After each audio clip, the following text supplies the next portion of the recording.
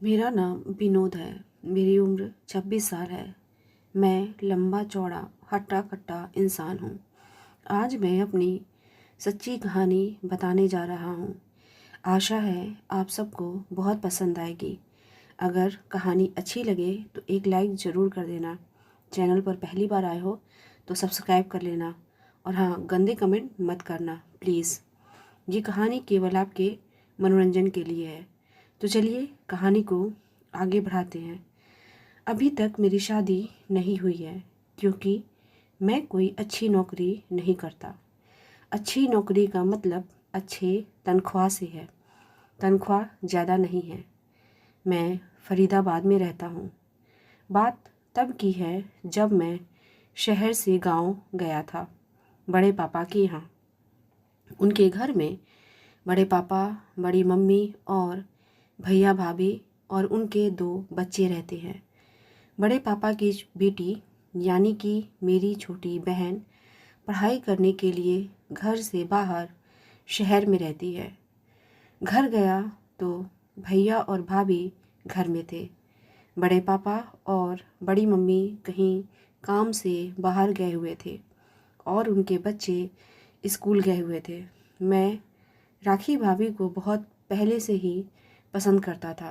मुझे कभी ऐसा मौका नहीं मिला था कि मैं भाभी को बता सकूं। उनकी मेरे साथ अच्छी बनती थी। वो मेरे से बहुत घुल मिल गई थी। हम दोनों के बीच बहुत मस्ती मजाक होता रहता था। वो मुझसे हमेशा ही खुश रहती थी। मैं भी जैसे भाभी की हंसी का दीवाना था। फिर वो दिन आ ही गया। उस दिन बड़े पापा और बड़ी मम्मी को किसी ज़रूरी काम से शहर जाना था। संयोग से उसी दिन भैया को एक रिश्तेदार के यहाँ जाना पड़ा।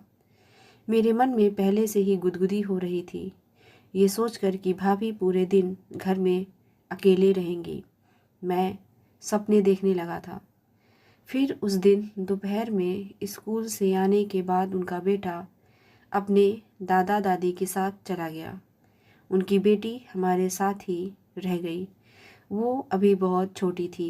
उसको दुनियादारी की फिक्र नहीं थी। तो फिर सबके जाने के बाद घर में मैं, राखी भाभी और उनकी छोटी बेटी ही बच गए थे। दिन बड़ी मुश्किल से गुजरा और किसी तरह शाम हुई। फिर हमने रात का खाना खाया और राखी भाभी बच्ची को सुलाने के लिए अपने रूम में ले गई।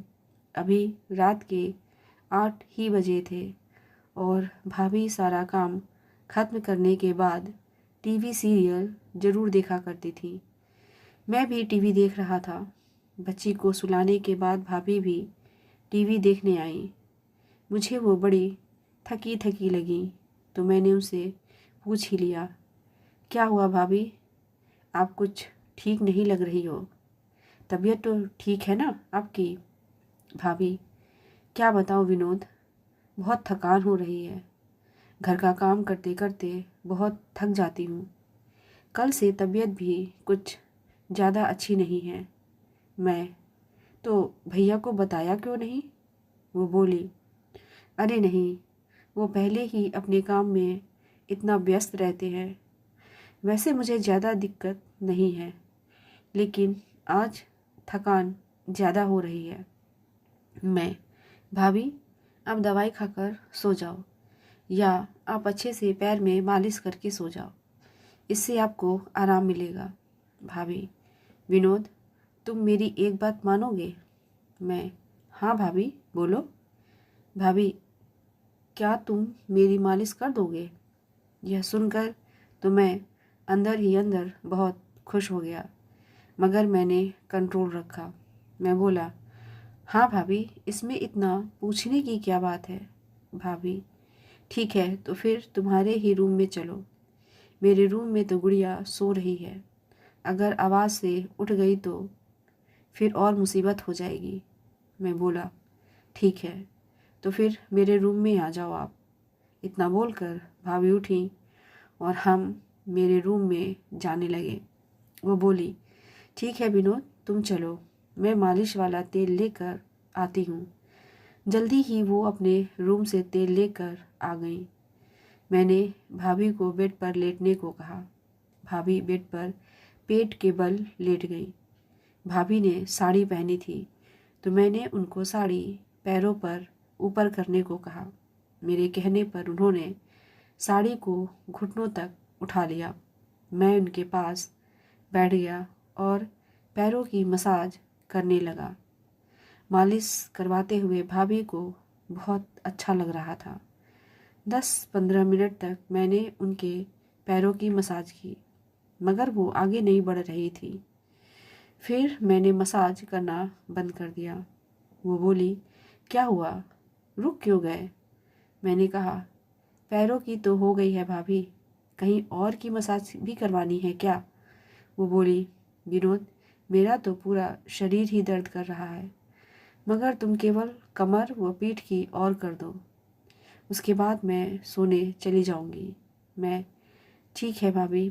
फिर मैं भाभी की कमर व पीठ की मालिश करने लगा, मगर मैं ठीक से नहीं कर पा रहा था। मैंने बोला, भाभी, ऐसे नहीं हो पा रहा है, मैं सही से नहीं बैठ पा रहा हूँ, आपकी जांघों पर बैठकर सही से कर पाऊँगा। इस पर भी भाभी ने हाँ में सिर हिला दिया। मैं भाभी की जांघों पर बैठकर पीठ और कमर की मालिश कर रहा था। भाभी को मज़ा सा आ रहा था और वो मुझे रोक भी नहीं रही थी। साफ साफ महसूस करने के बाद भी भाभी मुझे रोक नहीं रही थी। अब मैं आगे बढ़ना चाह रहा था क्योंकि यही सही समय था। मैंने उनको बोला, भाभी, कपड़े सही कर लो ताकि पीठ पर पूरी तरह से मालिश हो सके। भाभी संकोच कर रही थी। फिर मैंने खुद ही खोल दिए। वो बोली, क्यों खोल दिए? मैं बोला, ये हाथ में लग रहा था इसलिए खोल दिए। इस पर फिर वो कुछ नहीं बोली। अब मैं पीठ की मालिश अच्छे से कर रहा था। फिर थोड़ी देर के बाद मैं जांघों की मालिश करने लगा। भाभी की गर्मी मुझे अपनी उंगलियों पर महसूस हुई। फिर मैंने दोबारा भी ऐसा ही किया। भाभी ने कुछ नहीं कहा। मैं जान गया कि अब लाइन क्लियर है और भाभी आराम से तैयार हो जाएंगी। अब मैं भाभी को उकसाना चाहता था। मैं बोला, भाभी, आपकी बॉडी को और ज़्यादा रिलैक्स करने का तरीका भी है मेरे पास। वो बोली, क्या तरीका है? मैं बोला, उसके लिए आपको मेरी एक बात माननी होगी। वो बोली, कहो, क्या करना है? भाभी से मैंने कहा, आपको अपने कपड़े थोड़े सही करने होंगे ताकि मैं बॉडी के बाकी हिस्सों की भी मालिश कर सकूं। वो बोली, ठीक है, तुम खुद ही कर लो जहाँ तक करने हैं। ये सुनकर मैं खुश हो गया। भाभी ने कंट्रोल मेरे हाथ में दे दिया था, मगर मैंने किसी तरह सब्र रखा। फिर मैं मालिश करने लगा। भाभी कसमसाने लगी थी। फिर मैंने उनको पलटने के लिए कहा।